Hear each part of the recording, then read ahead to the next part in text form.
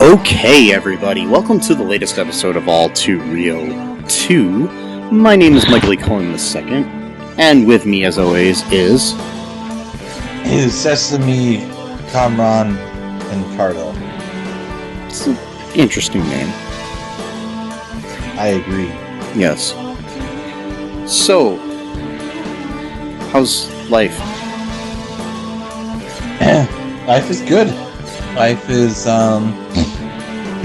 full of beauty and splendor and sometimes life is full of Splenda, like if you put it on the Life cereal. Yeah, and grass and green grass and flowers and trees. And the flowers are blooming and the plants are blooming and the crops are blooming. I'm not sure if that's the right word. Yes. And pollen's really heavy, so that's helping out with my allergies really awesomely. Oh, mine too. It's great. Yeah. I love being able to breathe. Yeah, or not. Yeah. Be able to, yeah. It's cool. Other than that, I could make some comment about the downfall of civilization, but I don't feel like it. And Yeah. nah. It's just like dominoes. Yep. Stack them up and they're going to fall. Yep. That's why I like to retreat. And sometimes you order pizza from them. Yeah. Well, I don't know. Not anymore because my Domino's sucks. But oh, really? Yeah. I don't know. They like their food is not good anymore. It's like I know. I'm already on the tangent here, but that's how my brain works or dysfunctions rather. I have a theory about the whole Domino's thing. So you remember when Domino's was starting to come back because they kind of retreated for a while, then they sort of came back. But they had this whole advertising campaign, right, about how everyone complained about their pizza, and they're like, we're taking your complaint seriously, and that's why we have a whole new, recipe and stuff. So the thing is, I never thought Domino's tasted bad in the past. I always thought it tasted great. And my dad was like, same thing too. He's like, yeah, I never understood these commercials about like people were saying the pizza tasted like cardboard and all this stuff. So but my theory is, granted, it's a bit of a conspiracy theory, but just hold on a sec. So my theory is that nobody was really complaining about Domino's not being good, except for like maybe just like a few people just didn't like it. But like the vast majority of people were fine with it. So what they were doing is that they were doing a form of brainwashing where they were convincing people that they thought they didn't like Domino's pizza, and they're like, oh, don't worry, we got this brand new recipe. But what they were really doing was just using cheaper ingredients, but they were trying to convince people that this is the new great recipe because they wanted to save money. So it's the new Coke type thing. Yeah, it's my theory at least. It's a working theory because I don't like the new Domino's recipe. That's supposedly supposed to be the grand, better recipe. I like it better. Well, I don't know. I just I think it tastes more like Marco's, which is my favorite pizza, and I live like 3 blocks from a Domino's. So. Oh, well, that's the thing, though. I mean, why have a pizza taste like another pizza? I mean, if it's gonna, I'd get Marco's then if it's, Yeah, but I think they have their own distinct tastes, but it tastes more like Marco's, is what I'm saying. I mean, Marco's is the shit. I mean, Marco's is grand. Like, I feel sorry if people don't know, Marco's is a pizza chain that's kind of near. Oh, it's national now. Oh, okay. Yeah, it's one of the largest growing pizza chains in the country. It's amazing pizza. Yes. It's great. Anyway, they're actually international too. Okay. Yeah. Well, their headquarters are here actually in Toledo. Like really, like just down like a mile from where I live. Like the little international headquarters right there. That building. Yep. I pass it all the time. So speaking of things that are in the United States, Jersey City. Yeah, they might have a Marco's there. Who knows? Yeah, they probably do. Anyways, Miss Marvel lives there. Yeah. So, episode 2 premiered on June 15th, 2022. Written by Kate Gritman. Directed by Mira Menon. Entitled Crushed. Initial thoughts here, Sesame.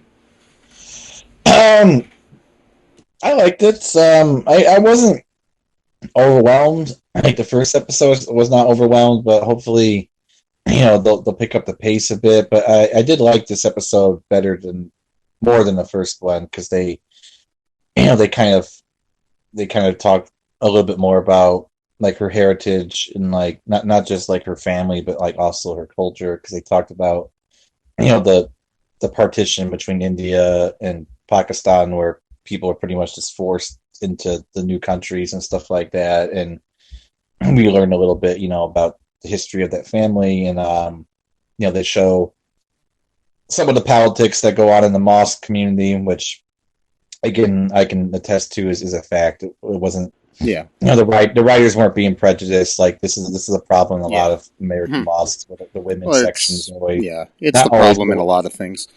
It is. The women's section is often neglected, and it's like you got to walk through like a side door, and so that kind of brought me home a little bit, because I remember at the mosque I used to attend, some of the women were actually running for the mosque board for that very same reason, because they're like, look, like our section of the mosque is like not good, Yeah. So it's a problem that happens in a lot of. It's not separate but equal. It's just separate. It's and yeah. But one of the mosques I went to was actually interesting, because the men and women prayed side by side, and they just had like a little partition, no pun intended. Whereas in a lot of mosques, the women pray behind the men, because it's like whole men are in charge, and kind of that whole mentality. But at least in that mosque, it was a little bit more kind of equal-ish, which not completely, but sort of going in that way. Anyway, I'm just saying I like the fact that they're given like a sort of honest but sort of compassionate look at like Muslim or immigrant families or children of immigrants, like how they live and how the different struggles that they have. So I like that. Well, it's not just like ooh, superpowers, type of thing. Well, I mean, it's good. It's a good coming of age story too. I liked this episode better than the first, but I liked the first a lot, and I think I say this every time, but this is beginning to be my favorite show. So of the MCU so far. So I know, yeah. I always say that too for most shows. I'm like, oh yeah, WandaVision's best. Oh well, Falcon. Well, actually, Falcon I didn't like as much anyway. But then it was like Loki, and then after Loki, whatever came after that, or Hawkeye or whatever, like. Because I like the show. It's kind of like, I don't know. It's got a teen soap opera sort of thing going on with it too. It's kind of like Degrassi Junior High meets Marvel or something. Exactly. It's which is good. Maybe that's why I don't relate to it as much, because it's kind of geared towards that audience. I mean, you can still relate to Well, that's the thing though. It's like I think we can all relate to being that age. So it's we all were at some point. Yeah. So let's get into the breakdown of this episode here, if that's okay with you. No, it's not okay. So we start out this episode with a montage, because you got to have a montage, Yeah. Shows how she's dealing with her powers, that she's finding out what they do and all that shit. Yep. Like you do, because I mean, anytime when you're that age and you get superpowers, you got to find out what happens with them. I mean, I had montages in my life. I don't know about you. Back when I got my superpowers. Yeah, when you get powers, you have to test your powers out and have a whole scene going on where you're learning, how to use them, more effectively and all that. I mean, just the other day, I was testing my own powers of how to touch a tree. Okay. And I could touch a tree this way, or I could touch it that way. Or I could touch it high, touch it low. What kind of music was playing in the montage? Bon Jovi. Oh, nice. Living on a Prayer. That was a good one. Yeah. Mm-hmm. If it was raining, maybe it would be slippery when wet or something. But yeah, exactly. Yeah. That whole album. They mention that in the shows. Yeah, I know. So anyway, so she's dealing with her new powers, and she says that they're kind of like an idea that came to life, that's coming to life, and she names them hard light because they're projecting light that temporarily crystallizes, which is a lot different than her powers in the comic book and stuff. But that's okay. We don't need them to be the same. Yeah. So we basically got our obligatory, stupid montage. It wasn't that stupid. No, it isn't. But I'm just saying we always got to have them. Ever since Spider-Man, at least, like back Tobey Maguire's Spider-Man, it kind of reminds me of that. Where he's trying to get powers and everything. So,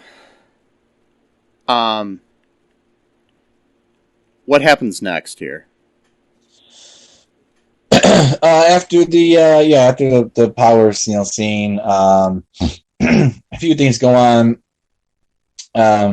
Nakia wants to run for the mosque board, because their section of the mosque is just like falling apart. There's like mold underneath the carpets, and I forgot something about the montage though, really quick. Okay. Yeah, sorry. When they're talking, Bruno realizes that the power's coming from within her, not from the bangle bracelet. Oh yeah, that's right. So that probably is just something that, like the Tarragon Mist in the comics, activated her inhuman abilities, probably. Yeah, so that was interesting. So if she's an inhuman or whatever her abilities are, because she could be Kree or something, too. So yeah, so that was interesting. So they might be able to kind of tease that idea that at least somewhat. At least it might be somewhat like the comics where she's like an inhuman or something like it, So that was nice. They probably threw that in there because we already changed up one thing. Let's maybe not change the whole character completely, type of thing. Yeah, so Nakia, she's Kamala actually said that maybe she should run for the mosque board because they're having like a new election to make it better for the women's section of the mosque, and she was kind of joking, but then she's like, well, maybe I will run or whatever. So so there's like that plot going on, right? And she wants Kamala to be her campaign manager. You got Bruno. Before that, though, when they do leave the mosque, Nakia's shoes were stolen by somebody.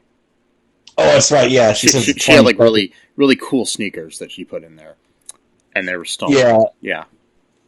So that's the other thing about mosques is there's a lot of trust involved because you just take your shoes off and just put them in the thing. Just hope that you get your shoes back.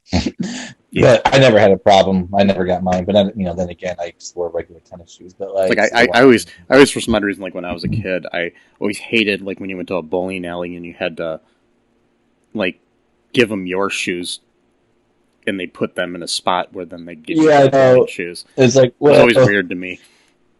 Yeah, but they do that, or the reason why they do that is it's actually because of a lot of Islamic stuff actually originates from the Bible, which is I know a lot of people think Islam is like this otherly exotic religion, but it's actually really, really close to like at least the Old Testament, the Bible, where God tells Moses to take off his sandals because he's in a sacred spot. So that's actually where that concept actually comes from directly from. So it's not like a new thing that like Muhammad invented. It actually goes way back to that concept. So like that's why they take your shoes off and put them away and stuff like that. It's been a thing too in a lot of cultures in general. Just like when you enter somebody's house or other things, you do that because out of respect.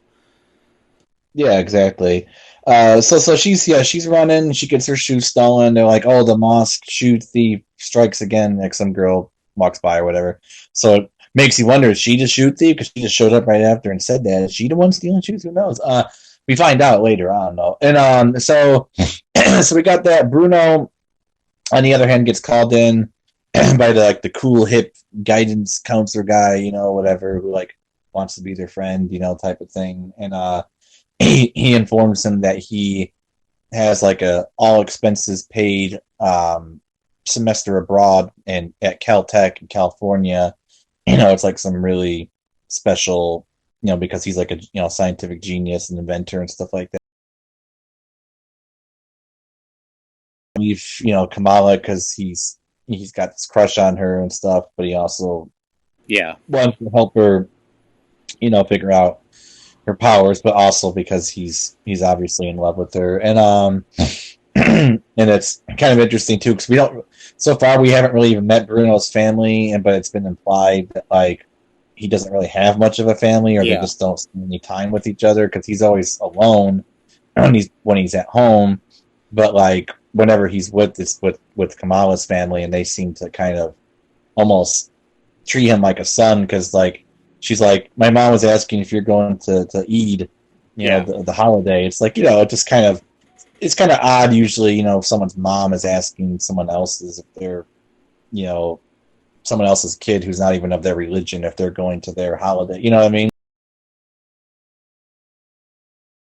Like, sort of like... Unless you're part of the family, basically, Yeah, so he's like, oh, yeah, sure, whatever. And then, and he's kind of jealous, though, because we meet this new guy named Kamran, who's like a new student, I guess, and he's like, like cool and like handsome and muscles, that whole thing, Yeah, and, we did actually. We also started out the episode too with I forgot about this with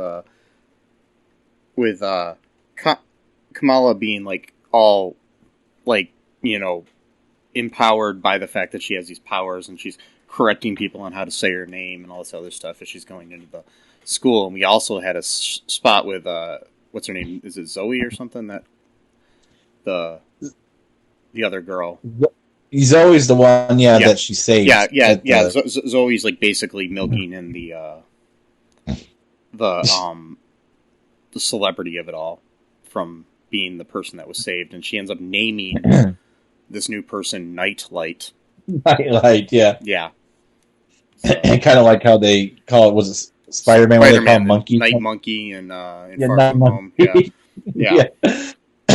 He's like, it's Night Monkey. They're like, go get him, Night Monkey. I love that too, how she's trying to be popular by being saved by a superhero. That's like so weird. Yeah, she's kind of reminds me of, like, speaking of Spider-Man, like Flash Thompson from that or whatever, Yeah, like, oh yeah, exactly. Like, I'm Spider-Man's best friend or whatever. Yeah. Like, it's like, no, you're not, dude. Like, yeah. So we got those kind of B and C plots kind of swirling around. We find out that Kamala's mom, a little bit more about her history, because during the partition, I mean, if you read up about this is really just a tragic story in history. I mean, people literally were just forced to just march to a new country, essentially, just based on their religion. So if you were a Muslim in India, you had to move to Pakistan. If you were Hindu and New Pakistan, you had to move to India. Not everyone did. Some people stayed either because they felt like it or just couldn't make it, in time. But then they were persecuted then because now they were a minority in a new country. And God forbid you be a minority, because apparently the world's just not ready to like have equality, I guess. I don't know. And then I mean, it's like a bag of M&Ms, all the colors together. Where you're supposed to do it, you're not supposed to separate the greens from the browns and the different things like that. I'm just saying that's basically what we're doing here, but with people. And making it seem like it's cool. I mean, they would literally march, and then like people would actually get into fights with each other. Like as like the one group is marching in one direction, the other's marching in the other direction, and they would start rioting against each other because they start blaming each other for what happened. Like, you made this happen, now I gotta march all the way out to. Like, no, you made it happen, and it's like you guys are fighting each other, but you clearly don't like what's happening. So it's like maybe instead of fighting each other, you fight the people who caused you to have to do this. People don't realize something like this happened like not that long ago. It was 1947. I mean, it wasn't. Yeah, it wasn't. In the scheme of things, it's less than 100 years ago. So So I mean, yeah, it was just 1 year after World War II ended, and so Kamala's mom, Muniba, she left the table because she doesn't like to talk about the story, obviously, and but we find out though that her mom, which is named Sana, she got lost when they were going to take the train to Karachi, Pakistan, and because she originally came from Bangladesh, which was also carved out as its own country, third country. So the whole thing's just a mess. But like anyway, so um, and she got lost, and there was like only one train left, and she didn't know where it was, but then she followed a trail of stars, and then she was like just sort of magically transported back to her dad, and they asked, well, what happened to her, her mom, and then like Yusuf, just which is Kamala's dad, said, well, no one knows, she disappeared like a lot of people did, and then Muniba looked like very suspicious, like she didn't want like anyone to she know almost about she it. almost is blaming her, and plus it's like obviously the bangle is from her somehow. It's connected to her. Yes, yes, Her great interesting. grandmother, because her great grandmother, it's a Aisha, Yes, Aisha. Aisha, yeah, Because in the first episode, we were kind of led on to believe that it was Kamala's grandmother because she would say, "Oh, my mother was a daydreamer and yeah, fantasy land." So we thought, "Oh, maybe she," but no, it actually turns out that it was probably um, the great grandmother, yeah, Muniba's grandmother, yeah, yeah, or Kamala's great, yeah, yeah, Aisha, and but she doesn't want to talk about it. She shuts Kamala down. I'm getting a little really irritated with Muniba, to be honest. It's like any like it's like Kamala can't do or say anything right without being getting some lecture from her mom. It's like like yeah. But chill out a little I bit, think I understand it. I mean, she's had a hard life, I think, and I think that there was Yeah. something there. There was some kind of pain in the family that maybe she knows about, but she just doesn't want to impart on her children, or at least not on on Kamala. Yeah, Yeah, exactly. So yeah, we have that kind of story going on. We've got Kamran offers the teacher driving lessons because she failed, the test in the oh first yeah. episode. During that scene though, where we're finding out about this history and stuff, uh, Kamala triggers her bangle starts to glow, Oh yeah. and she ends up seeing these strange visions of a mysterious woman who I assumed was her great grandmother, but we'll find out later. I mean, it still could be, but it's somebody else too. So, We don't know. yeah, It's some woman who's calling to her, yeah, and well, that's the thing, because we only know of one bangle so far. Maybe there was a yeah, set, and yeah, maybe if you have two, you get the full set of powers or whatever. hmm, So there's someone calling to. It could just be a classic thing of like the villain wants that bangle for themselves so they can have yeah, the ultimate. Whatever, we don't know yet. But like, there is a woman, and plus two before in the first episode when she put it on, she like went through like the sort of like upside down thing at the Avenger Con, yeah. where like, and then like she saw all these weird like glowing eyes, like people like just sort of See, I don't know where like, I saw it, but online somebody was theorizing that that was her seeing the partition. oh, okay, That it interesting. might have been her, like, somehow living through that, like seeing it somehow. I mean, even though the people's eyes glowed and stuff, so it could be like a alternate reality, or it could be just a vision of the partition because it's connected to the woman we see with train noises that we hear too. So Oh yeah, that's right. There was a train yeah, noise. Yeah. So so yeah, that's all we got so far. I mean, Kamran, he's like the cool guy in town. He's British, so he's got a British accent. So I was like, ooh, British guy, and yeah, like and he's got like a really cool car, and she. So did she get the driving lessons before or after Zoe's party? I think she, no, it was apt because Yeah, he goes, oh, yeah, I she have a basically car. decided to go to Zoe's party because Cameron was invited to it too, and her mom let her go because she knows Zoe's parents. That's my theory as to why she said yes to that. Yeah, because we had a mention in the previous episode that they used to carpool together to school. Yeah, before Zoe became like cool or whatever. So my feeling on that issue is that, you know, the reason she wasn't cool with Avengers Con, but she was cool with this, was because it was at the house of somebody that she knows the parents of. Yeah, that's probably it. So at the party, she accidentally drinks alcohol because somebody freaking is a dick. Yeah, getting the Muslim to drink alcohol is stupid. It's so fucking racist, or not racist, but like terrible. Prejudiced or whatever. Yeah, it is. It's terrible. I've had people do that to me because I don't drink alcohol and try to get me to before too.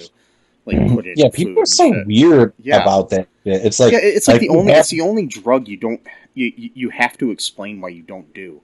Yeah, I actually saw a post recently about that, and I went to the comments, and like half the people are just like bashing this woman, like, "Oh, just be an adult and just say no," and "Oh, you don't have to write about this." "Oh, I have anxiety too, but I don't let it dictate it my whole life." And it's just like, but yet you're writing on someone else's Facebook comments. And in my opinion, anytime you're criticizing somebody for what they're writing on Facebook, it's like, is this the first time you've been on Facebook?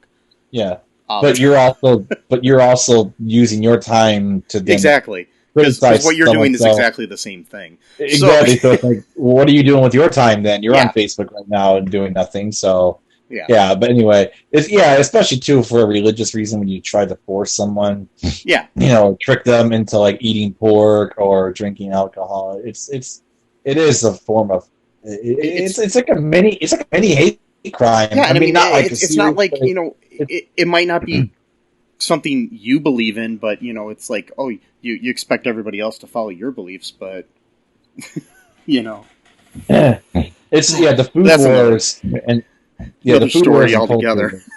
Yeah. But I could do a whole episode on, like, the food wars of culture and, like, like people, like try to force each other to eat their foods and, like, to trick them. It's, like, this whole, like, weird, like, domination, like they like in England they used to actually, like, if they could get their hands on a Jewish person, they would actually try to force them to eat pork. Like that was their way of like humiliating. and it's funny too that it's okay for somebody to say like, oh, I can't eat gluten because I'm allergic, or I can't eat, you know, whatever, you know, because I'm allergic to it.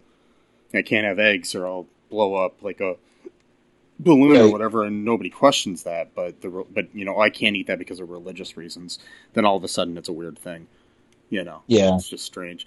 It's just like people just being busybodies. But anyways, I guess there was a scene in the comics that was almost identical to that with an orange drink where somebody spiked it with some alcohol and gave it to her and made her drink it without her knowing. Anyways, so back to that though. Then Cameron's up on top of the garage and he jumps into the garage, whatever, some kind of roof.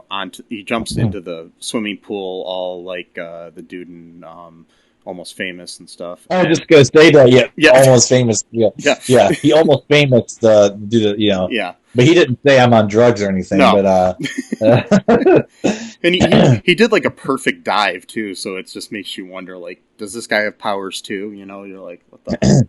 Or is he just a great athlete? Yeah. No, he did like a perfect like. Yeah. No ramp or whatever, like not ramp, diving board. Yeah, no diving board, nothing, just straight off the roof. Yeah, and then like Bruno's like, "Oh man," and everything. Yeah, and then Bruno's like, "Oh man, that must have really hurt." He's like, "Oh no, I didn't really feel anything at all." So they're kind of like having like this sort of manly like battle of like trying to peg like take a peg down of each other, kind of, Yeah, and it was interesting too, like when we're seeing him at different when we first see Cameron, the song Bad Bad Bad Bad Boy is playing. Mm-hmm. So it makes you wonder, like, are they implying that he's just like a bad boy, or is he the villain? Right, is he actually bad for real, or is he just like your typical like, yeah, I'm cool and I break the rules, type of thing. So So like every teenage party in a movie or a TV show, it gets broken up by the cops. Of course. Which like never happens in real life. No. Ever. Like the cops never come to break up a party for any reason. Like it's just really strange. But anyways, it's like only they have like a thing where they just only know if teenagers are having a party. They're like, okay, we got shut it down. It's never adults. Anyways, they have like a secret way of knowing or something like. But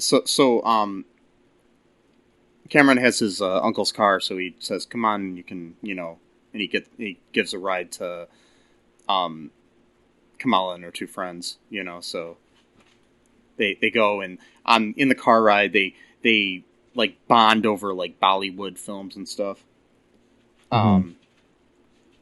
Which I guess Bollywood's probably popular in Pakistan too, as well as India, right? I'm assuming. Yeah. It is. Which will bring up another thing in a little bit here too, when they're talking about more Bollywood stuff. But they're talking about the 1993 hit Bazigar and DDLJ, whatever that is. So I guess it's a romantic musical, and I guess it has like some kind of love triangle. So people are reading into that, saying that it might be talking about the love triangle between Bruno and Cameron and Kamala. So yeah. So yep. yeah. Anyways, what happens after the party?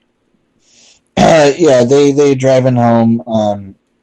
Bruno keeps like inserting himself into the conversation from the back seat because he's kind of jealous, and then Kamran, when he leaves and drops him off, he does the whole assert dominance thing by calling Bruno by the wrong name on purpose. Calling him Brian instead of Bruno. Mm-hmm. And then like Naki is like, oh, what's Brian's mad? Why is Brian mad? He's like, he knows my name's not Brian, and stuff like that. And then they start doing driving lessons, and Bruno's they go out to lunch at one time too during it. And they're talking about more Bollywood stuff, including talking about Kingo. Well, that's right. They do mention Kingo from the Eternals. Yeah. Speaking of Pakistani people, because Kumail Nanjiani is Pakistani, so and he plays Kingo, so which is I was glad they made a reference to his character. So because they have no idea that he's like an Eternal, like they just think. Like Kingo Senior, like they think because it's the same guy, but they think it's like a whole line of actors from one like generational line of actors. Kumail Nanjiani, who is former guest of our show, Jonah Ray's one of his best friends. So listen to that episode. We talk about Kumail in it. Oh, cool. Yeah. So yeah, he was also in an episode of Community, which is awesome. Yes. And his stand-up is amazing. He's a great guy all around. But they they have after that they do have there's the Eid festival thing at the mosque, and they and Nakia is like basically trying to get they have a scene where they basically break down the little cliques of the mosque. And we do find out a little bit more about the great grandmother from the Illuminati aunties, the Illuminantes. Yeah. Yeah. Which is one of the groups. You have the reverts and the what were the other ones? I hate that term so much. I know. And I hate that term. Yeah. It's so stupid. I'm sorry. That's a whole tangent, but it's just like... Yeah. No, you're a convert to a religion. Oh, I know. You converted. But like, Muslims. Why do they say that? Okay, so the reason why this was not even this was not even like coined by converts. It was coined by Muslims from who I don't even know who started it, but basically, the reason why is because it's a misunderstanding of a quotation that's attributed to Muhammad, which says that a person's born into a state of basically of like purity or sort of neutrality, and then they're then molded by their parents to be whatever religion that they teach them in. So they go, oh, well, that means that since Islam's a true religion, everyone's technically born a Muslim, but then if their parents are Christian or Jewish or whatever, then they teach them that. So if they convert to Islam, but it's stupid. I'm sorry, it's stupid. It doesn't make any sense. I get it. So I hate to use that, but what's that? So basically, the etymology of it is that they're reverting back to what they were born as, basically, in that idea. Which is not at all what that saying says. No, I understand that. I'm just saying that I hated that saying at the time when they were like, "Oh, you were a revert." I'm like, "No, I converted." Like, don't take away what the actual step I took to get to where I am right now. Because by you calling me a revert, what you're essentially saying is I didn't do any work. I didn't do any. You know what I mean? That's why I like the idea in the Baha'i faith where you declare as opposed to convert. So yeah. Anyways, do you want to take a quick break here and we'll talk more about this Eid plot of the show and everything after the break? Yeah. Okay, we'll be right back.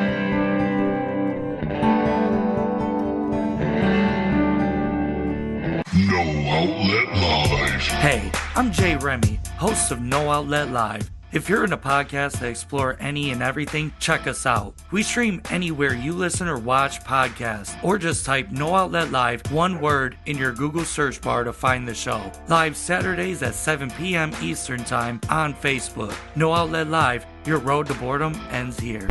Do you like Tessa? Do you think this will be a date that can last? Well, she's not very articulate. And we are back. Okay, so the Eid festival thing's going on here, and we do find out a little bit more about the great grandmother. Basically, there's all these like stories and like fables and stuff about her, about her being like a dreamer, and you know she's not the only one. I hope someday you can join us. Oh wait, sorry. Yeah. No. Good. But you know, like I think a lot of it has to do with like maybe they're making up these stories about her, and I think that might have to do with the fact that maybe she was some kind of superhero that we didn't know, or like a low key superhero of some sort, you know. Not Loki, but like a low key. Like, you know, yeah. Oh, what if she was a Loki though? Yeah. Loki is like this guy that just doesn't give a shit. He's just kind of like whatever. He's one of the variants. Yeah. Technically, he is a Loki, but he just doesn't care. He's like, yeah, whatever. Like, I got power. He's like, yeah, I'm a Loki, but whatever. Yeah. He just uses his power to like make his Pepsi cold and stuff. You know, he doesn't really. Yeah, that's pretty much it. Like, yeah, whatever. Or maybe he'll use it to get like the Josta soda. Yeah. That, you know, like he'll go back in time to get that. And the Illuminantes, they all have different stories. They brought shame on the community. She had multiple affairs with men. She killed a man, which we find out later, or potentially might actually be true. Not necessarily having affairs, but yeah, it's like she's doing something that you don't know about.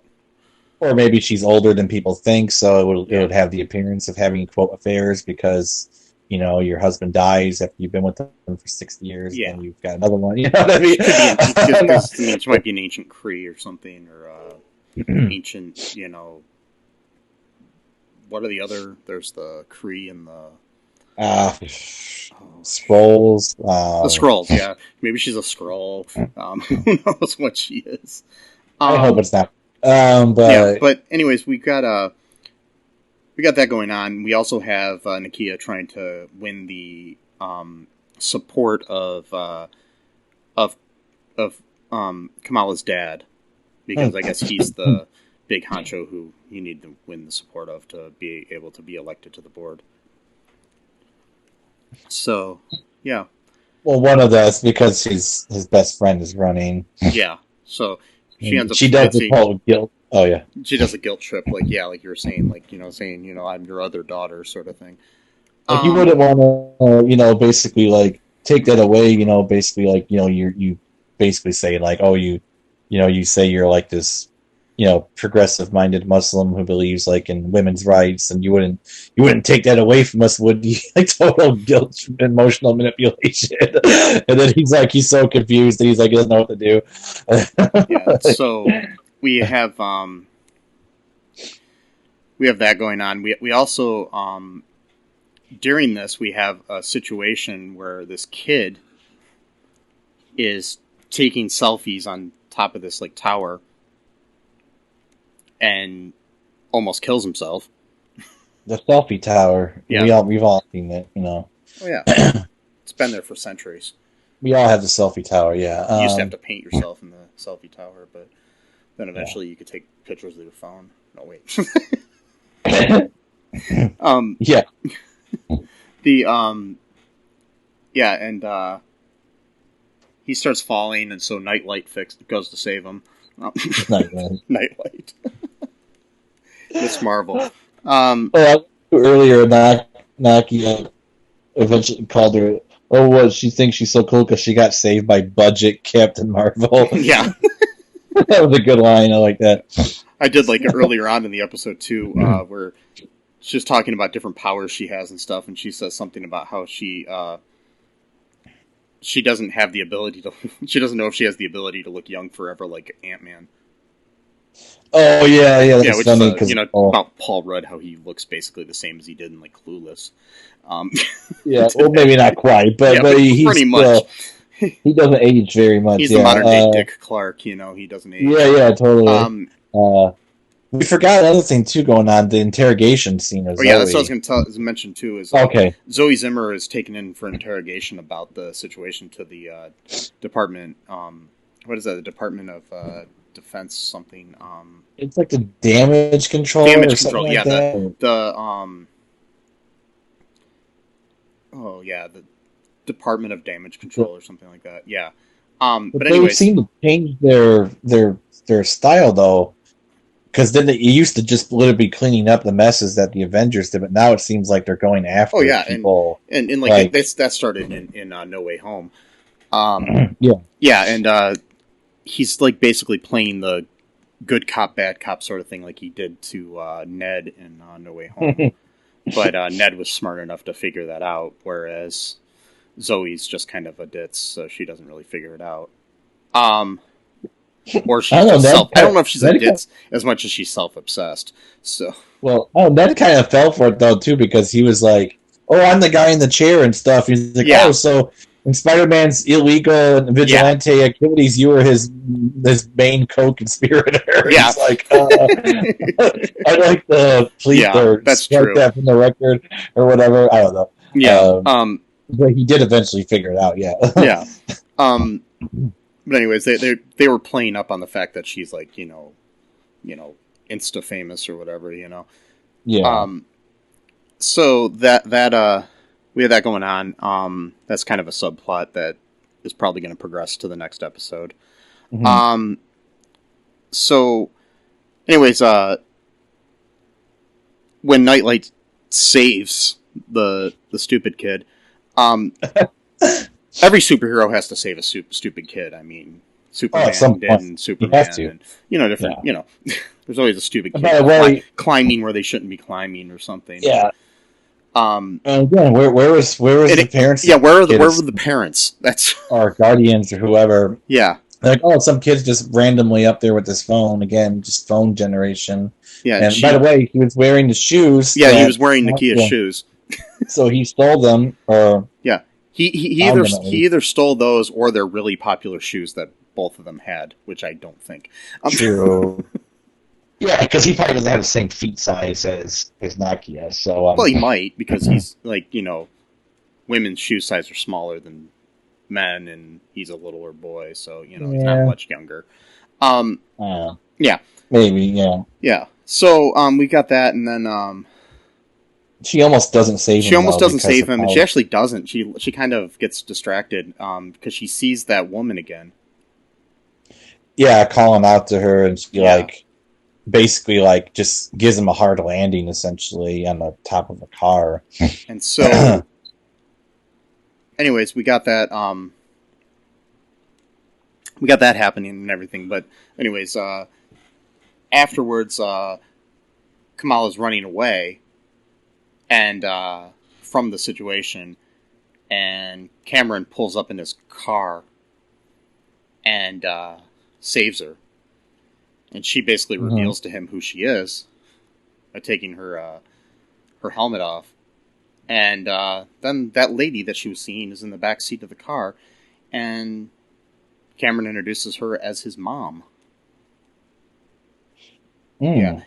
Also earlier, though, when her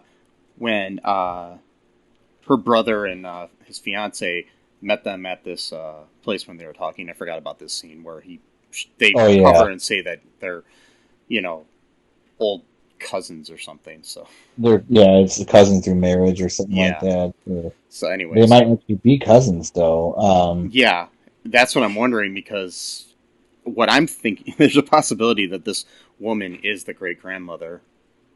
Yeah, but I don't know. It's hard to say because she kind of looks like she could be a villainess, just the way she's got this sort of steely look about her, like she's very determined, so it's hard to know if she's got good intentions for her or not. And her name in the show is the character's name is Najma. Najma. Najma. Yeah, I think it's Najma. Najma. Yeah. That's I'm not sure if that's Arabic or Urdu. I'm not sure what it means. I remember what it means. I looked it up. Did you look it up before? Yeah. Oh, okay. Let me look it up again. Sure. Because I was curious when I was watching it, and I looked it up, and then I forgot to remember what it was before we recorded. Of course, no.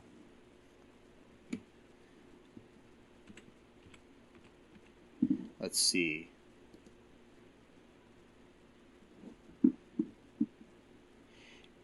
In Muslim baby names, it means star. Oh, interesting. Also, or precious. Yeah. What language though? Does it say what language? It says in Muslim baby names the meaning.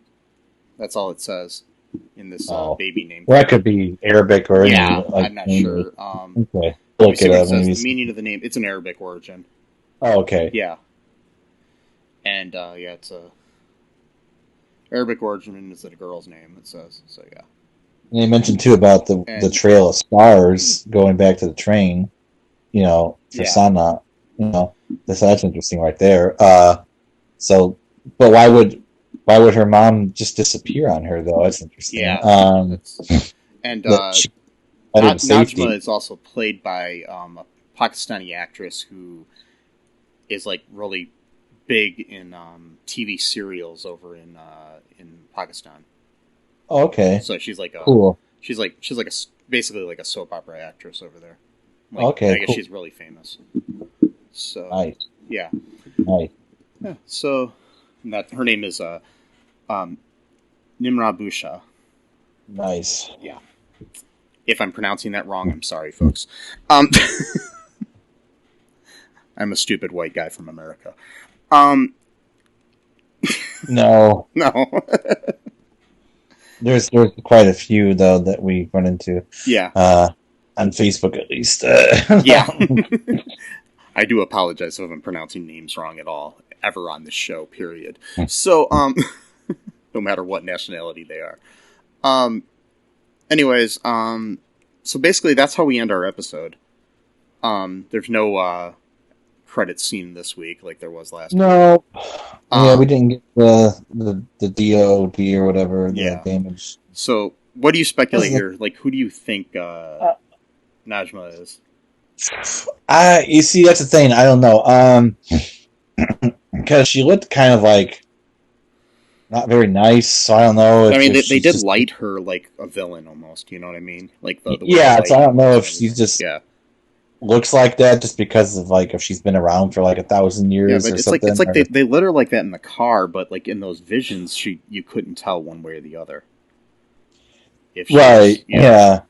And I'm trying to think of too of like the bangles because I don't know if like when you wear like a bangle if you even wear it on both arms if you just put it on one arm. So I don't even know if they even come in. I think sets it not, can go either way.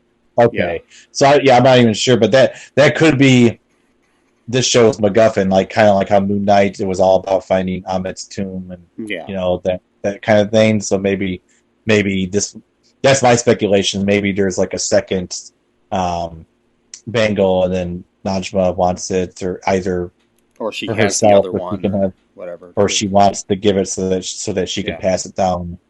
Go either way because she didn't look very nice, but it could have just been the seriousness of the situation. You know, if like getting her in the car as fast as they can because you know she's making too high of a profile for her. Because that could have been the reason why too. Maybe the reason why Aisha left is because she was bringing too much attention to her family, so maybe she left to protect them, you know, and already, you know... In the comics, Cameron is an Inhuman as well. Okay. And he and Kamala were, like, friends from when they were little. So they kind of changed They kind of, like, bit, grew up together or something. And his parents are friends with her parents in the comics. Okay. So they kind of switched it up a little bit. Yeah, he reveals basically he witnesses her in the comics, you know, turn into Miss Marvel, and he reveals his secret to her, which makes her smitten with him. So she does have a crush on him in the comics as well. Okay. Yeah, but he in the comics he also offers her a ride to school, but instead kidnaps her and takes her to his boss, who is an inhuman crime boss named Lineage. Okay. Who hopes to recruit Miss Marvel into his gang. Oh, boy. So he's like a villain, yeah. But Cameron isn't really a villain. He's kind of go back and forth. And, okay. Yes, like sometime later it says he approaches Miss Marvel, apologizing for his action and attempts to reconcile with her. And then they are interrupted by Shang-Chi, who reveals that Cameron had stolen the mystical eyes of Dragon from the Five Weapons Society and was planning on using them to steal Miss Marvel's life force to empower Lineage. Oh, jeez. So he was kind of a dick in that. So yeah. It'd be cool to see Shang-Chi somehow feature in this show. I know that would be cool. Or in future, you know, have them work together somehow. Yeah. I also did want to mention the fact that Bruno was dressed kind of like Marty McFly. Yeah, I noticed that too. I was going to bring that up. Yeah. I was wondering if that was for any particular reason or just... probably just because he's a smart kid and kind of a Michael J. Fox type, you know? It's like... Even though his character wasn't really into science. I never understood the relationship of how he even... met Doc. Marty was kind of into science. Like, he was helping him with the experiments and stuff. Yeah, but he seemed like he was kind of more of like a music guy, skateboard guy. Like he was just a slacker, as Strickland. Oh, okay. Say, you know. So yeah. Yeah, exactly. Strickland. Yeah, and then there was also this whole scene in the show too, which we didn't talk about, where we realized that the parents fell in love because they both liked Bon Jovi. Oh, yeah. Which is weird. If they don't play some Bon Jovi or Bon Jovi shows up in this show, I'm going to be mad. No. John Bon Jovi. That'd be pretty cool if he actually showed up in the show. That would be kind of cool. That would be, like, hilarious, actually, if that were to happen. Yeah. We also find out that Amir, that's Kamala's brother, didn't used to be like a super strict Muslim, but he's gone through like different phases throughout his life. Yeah, he went through a Hot Topic phase. A goth phase where he's like, well, I didn't really... It's like, you had a choker and we're all black, and... So we might see, a little bit of that character, too, of why he kind of jumps from one extreme to the other. Maybe there's something up to that as well, like of why he's decided to become like. I'd like to see something happen to him. I don't want to see his girl leave him or anything, but them have some kind of falling out or something happen and he changes or something. But we've only got 6 episodes, so who knows? Yeah, I mean, you can't do these too much about secondary characters. Yeah. Yeah. So speculations. I'm thinking we're gonna find out just a little bit, I guess, who this woman is, if it's even her, Aisha, or if it's just someone else entirely. Could be a Kree or a Skrull or something, Yeah, something. We're probably going to get some more power testing going on. Like training. Maybe she's going to train her with the bank or figure out how to use it better. They could go with the kind of a similar thing to the comics where she's the boss, and instead of Lineage, she's like maybe the MCU version of Lineage. I'm trying to. Right. It is interesting that he just showed up at school right after this AvengerCon thing happened. And he looks 35. I'm joking. No, I'm joking. Yeah. And plus, too, he says that him and his mom always moved around a lot. So and then the other thing, too, is like, the mom says, she says that she's been waiting a long time to meet Kamala. Yeah. So. Right. So. Yeah. That's interesting. It'll be interesting to see where this goes. I really can't wait till the next episode. But anyways, it's been great talking to you about it. Any other final thoughts? No. Well, until next time, folks, be sure to check out all2real2.com. We got all of our links there to everything. Check out our Patreon and our TeePublic to help us out. Spread the word about the show. Tell a friend and tell them to tell a friend. If you like us, that is. Even if you don't, tell an enemy. Yeah, sure. Walk up to somebody you don't like and be like, "Hey, listen to this podcast." And hate listen to it. Yeah. And basically, be good to each other, folks. There's a lot of crap going on in the world, and it's good to talk about fictional stuff once in a while here. And till next time, bye-bye. Thanks for listening to All Too Real 2 podcast, a Cullen Park production. Produced and edited by Michael E. Cullen II. Music by Matthew Hawes. Subscribe and share the show. Visit us at cullenpark.com.